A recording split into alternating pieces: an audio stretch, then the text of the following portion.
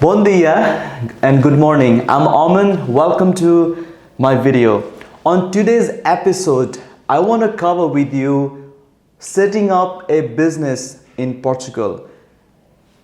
We are thousands and thousands of immigrant or a traveler who come to Portugal for many reasons. But when we come here, we fall in love with this country and we want to see living here for a longer time. Sometimes we look for a job, sometimes we really want to do something that we are passionate. So if you are thinking of setting up a business, if you are thinking of really turning your dream into a reality on setting up a business, then on today's video, I am going to cover what it is to set up a business here in Portugal.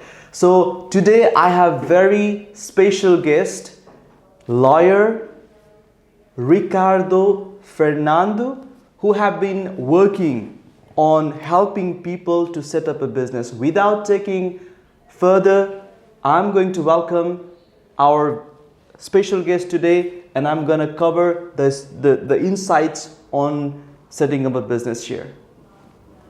Hi. Hi, nice to meet you. So it was a pleasure to be here in front of you. Try to explain a little bit how the people can do this kind of thing, open the company here. But before that, we have to start with the appropriate visa.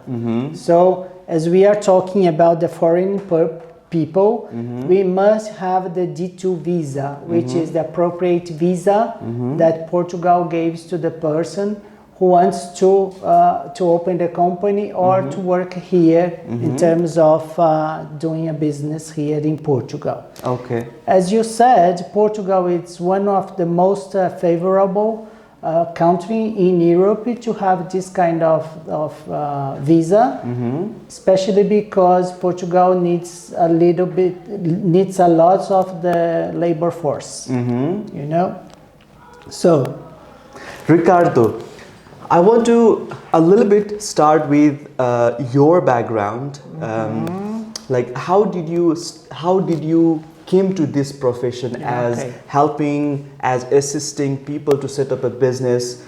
So we would like to know that story. Okay. What was that your life-changing story of choosing this profession? it will be a pleasure to share a little bit of my almost 30 years of experience in the business. Wow. During all this period, I've been for the last 12 years as a CFO in the multinational companies in Brazil. I'm Brazilian and Portuguese. And also always working for the financial professionals or financial activities roles in Brazil, such as controller, business controller, finance controller. So in this background gives to me a very good understanding, expertise about the business and the financial way. So if you were talking about the business plan, if you were talking about how to develop a business in Portugal or in Brazil or in each country, we must need to know about finance, corporate. The insights. Insights, financial insights. So it means that we need to have this understanding on this. So I decided to come to here in Portugal in last year, in 2023, to open my own company and help the persons get this dream, which is to open a company in another country. That's wonderful. You have that ground level of experience. Even you were a part of multinational company, you knew all these pain points which are setting up a business, right? So that's really wonderful that you know that pain and now you're helping new entrepreneur to solve or to address that issues as a consultant. Yes. That is what we can understand. Yeah, it is exactly this, and I would put another additional thing, which is my knowledge is about the law, the legislation of Portugal. It also helps the company because as I have my previous background on the financial issues and stuff, which is good, but also having knowledge about the law and how to operate in business here in Portugal, it's one of my advantage. That's like in both hand. It's like in Nepali I think it's a complementary study or things. And we say in Nepali, Dubai hatma laddu. That means in both hand you have sweet, you know, like you have the knowledge of finance and also you have the knowledge of legislation, and that is what entrepreneur needs. Amazing. So this is really nice of you that you make this decision of really coming into setting up a business where you facilitate entrepreneur, and one of their headache will be on your shoulder and you're there to assist them. Thank you so much for that. So Fernando, I would like to know, as you have worked here, as your company is in operation for last 2003, around a year. So you have already worked with a couple of entrepreneurs already on the setting up a company and other things, right? Yes, I have some clients who they decide to come to Portugal with the right way, which is getting a visa for D2 visa or startup visas or any visas to get here as a legally way. And then once they applied for the whole process of the visas, my services is like a full services. So I can help the persons to get the visa, the appropriate visa, during the whole process. Once they arrived here in the company, they started the business. So we need to provide some bureaucracies. We need to fill in forms, asking for the governments, do all the things, which is also the clients can count on my assistance as well. So once they have arrived here, we have to start the process of registration and open the company, even if it's a branch office, which is also common here in my offices as well. So anyone who is here on business idea, they can come either as a solo business enterprise, they can come and start a business, or they can come as a branch of the existing business back home. There are both situations. The most common here is to open a company here. I'm saying about the stores, about travel agencies, about media companies, whatever. They can start here the company. Of course, we have to fit the purpose or the object of the company with the list that is previously set for the government. The government has a list of the object of the company. You have to fit your idea, your company inside this model, and it's done. It's no big deal, big bureaucracy and things. Okay, and what about setting up a business, registering a business? How easy it is? What are the documents that are very important for anyone who wants to register a business here? So I think before, if you are talking about the business, you must have to talk about the persons, which are the partners and the manager. Maybe we have to decide who is the manager of the company. Normally, is the only partner. Okay. But for the personal purpose, we need to have the basic document, which is documenting identification documents such as passport, título de residência, whatever. And then we have to have the NIF, which is the number of fiscal contribuinte here in Portugal. And based on that, we have to define how much would be the initial capital of the company, and of course the object. So the process is quite simple because we can do it online. We don't need to go anywhere. We just need to come to my office and I perform the process online in front of you. Wow. And then a couple of days, the Conservatoria, which is the government register, they send us the basic documentation, then we following the process. So it's quite simple. That quick. Yeah. Amazing.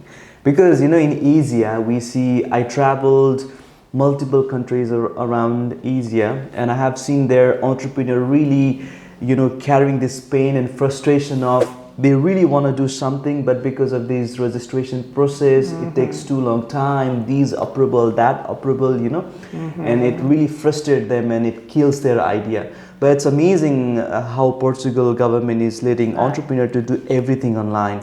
That's wonderful. In general, if you are talking about the unipessoal, which is only one partner, or the partner company, is not big deal. So if you are talking about a company that we are going to invest in the stock market, so we are in another level. Of course, the bureaucracy and the resistance is a little bit more. I really want to focus on our today's interview for small and medium-sized entrepreneurs who really want to turn their passion and dream into a business. Yeah. So, and for this, I feel that the government of Portugal has very, very good and welcoming bureaucratic procedure. That's wonderful. So how long time will it take for a complete registration as a time period wise? Time here in Portugal is a little bit tough to talking about, but in the average it's a week, 10 days since the beginning until to get the last documentation of the company. That's a very long time. Yeah. No, I was joking. It is 1 week and 1 month is very fast. But I have some clients which is in 3 days. Since the first meeting, 4 days they are with the documents to operate the company. Of course, they have to open the bank account after and continue the process. That's wonderful. So now I want to cover on visas, like the traveler or the people who are already in Portugal or about to come here on a business. What are the visas that are available and you think are suitable and good recommendation that you would give? If you are thinking about opening a company to be an entrepreneur here in Portugal, you must have to talking about the D2. Okay. D2 is specific for that reason. So you have to show as part of the personal documentations, passport, PCC, and everything is related to health insurance and all the money in order to invest. You have to provide for the government the business plan for the company, what purpose of the company, how much employees are you going to have, if you are not going to have employees, how much you're going to have the labor force, all those things which is normally in the business plan. And that's it. We have to apply on the visa in the country of your origin. So if you're talking Nepal, I think it's going to be in New Delhi, in India. Have to provide the visa there. Send all the documentation. They are going to analyze, take the stamp on your passport. And if it's everything okay, you can come here with the visa. Okay. And after 5 years, you can convert this visa to a nationality. And I think on D2 visa also there is a freedom of mobility also, right? They don't have to be like entire year here. They can travel. There are some circumstances that we had to assessment on the cases, but this is the possibility as well. And the very important aspect, the finance or the capital, like what is the capital that entrepreneurs should be counting on minimum and capital that they have to bring if they want to set up a solo business or if they want to set up a branch of their existing business? What should be the size of the company? Yeah, there is no specific legislation or point in the law says that specific amount in euros to have the open company here in Portugal, but of course, we have to have the initial capital, which is reflecting the reality of the company. So if you are going to sell if you are not going to have stocks, for instance, we are not going to sell products, we don't need a huge initial capital, of course. But if you're going to have a service provider, and you are the service provider, so your cost is yours. So your minimum capital should be 1,000 euros, for instance.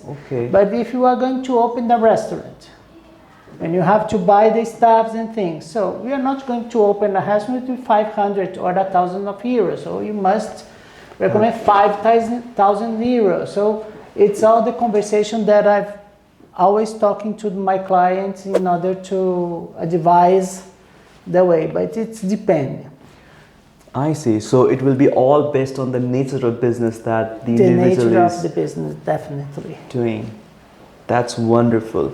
So as a summary, best visa for anyone who wants to set up a business here in Portugal is D2 visa. Definitely is D2. Is what you recommend. Yeah.